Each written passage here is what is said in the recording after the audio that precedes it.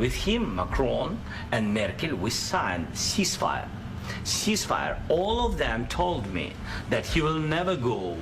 We signed him with gas contract. Gas contract. Yes, but after that, he broken this ceasefire. He killed our people, and he didn't exchange prisoners. We signed the exchange of prisoners, but he didn't do it. What kind of diplomacy, JD, you are speaking about? What do you mean?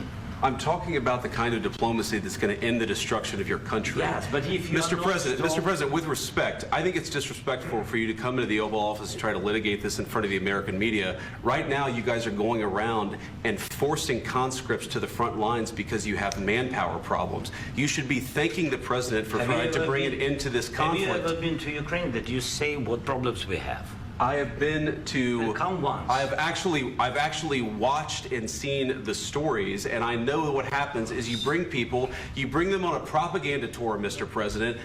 Do you disagree that you've had problems bringing people into your military? And do you think that it's respectful to come to the Oval Office of the United States of America and attack the administration that is trying to prevent the destruction of your country? A lot of questions. Let's start from the beginning. Sure. First of all, during the war, everybody has problems, even you, but you have nice ocean and don't feel now, but you will feel it in the future. God bless. You don't know that. God bless. God bless. You will not have a war. Don't tell us what we're going to feel.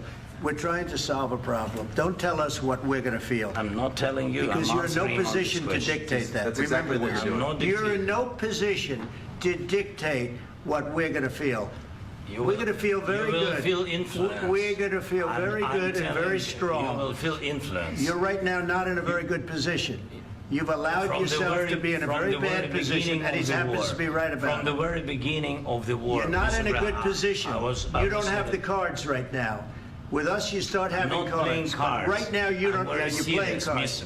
You're playing cards. You're gambling with the lives of millions of people. You're gambling with World War III.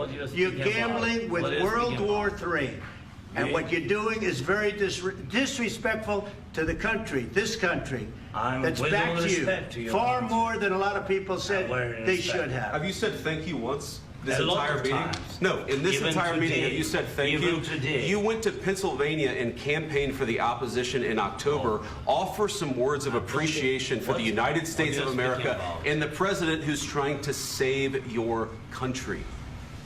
Please, you think that if you will speak very loudly about the war, you can... He's not speaking loudly. He's not speaking loudly. Your country's in big trouble. Can I Wait a answer? minute. No, you've done a lot of talking.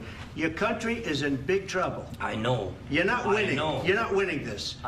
You have a damn good chance of coming out okay because of us. Mr. President, we are staying in our country, staying strong from the very beginning of the war. We've been alone, and we are thankful. I said thanks you haven't in been this alone. cabinet. You haven't not been only alone. in this cabinet. We gave you, through this stupid president, $350 billion.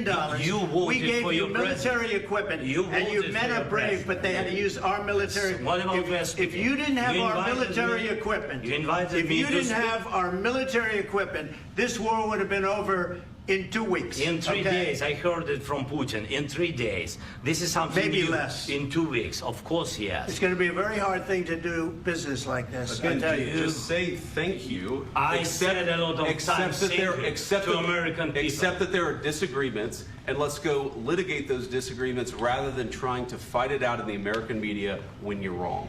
We know that you're wrong. But you see, I think it's good for the American people to see what's going on. I understand, sir. I think it's very important. That's why I kept this going so long.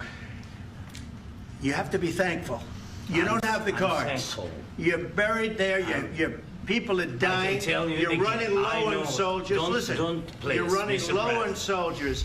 It would be a damn good thing. And then you tell us, I don't want a ceasefire. I don't want a ceasefire. I want to go, and I want this. Look.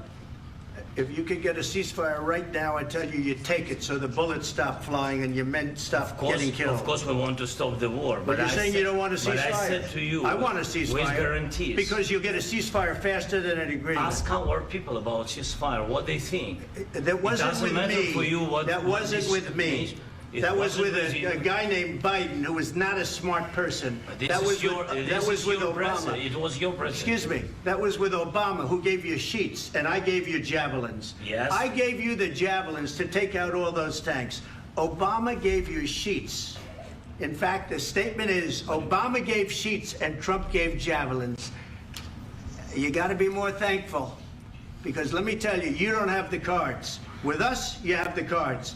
But without us, you don't have any cards. One more question to Mr. Vice President.